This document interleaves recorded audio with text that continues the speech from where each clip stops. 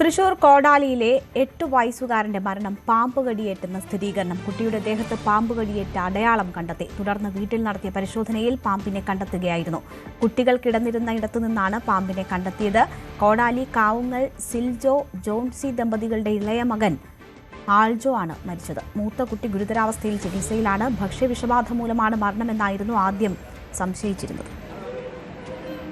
രാവിലെ ഇന്നലെ 5 മണിയായപ്പോ അച്ഛന്റെ 60-ാം തീയതിക്ക് പോയിണ്ടായിരുന്നു പപ്പ വീട്ടിട്ട്. ജോസ് കാവുങ്ങൽ അതിന് പോയിട്ട് അവിടെ ഫുഡ് കഴിച്ചു. മറ്റേ അവൻ കഴിച്ചത് ചോറും ചിക്കൻ വറുത്തതും സലാഡും മാത്രം കഴിച്ചത്. അത് കഴിഞ്ഞ് വീട്ടിലേക്ക് വന്നു വന്നപ്പോ തന്നെ 9 മണിയായി.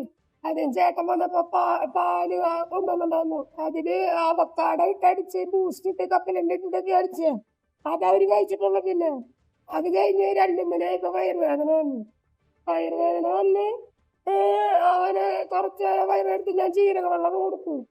അത് കഴിഞ്ഞിപ്പോ ഇവന് ആയോഷം എന്ന് പറഞ്ഞവന് ശ്വാസം മുട്ടുണ്ടെന്ന് പറഞ്ഞിട്ട് അത് തുപ്പിക്കാപ്പം പോലെ വന്നപ്പോ തുപ്പിക്കളഞ്ഞു.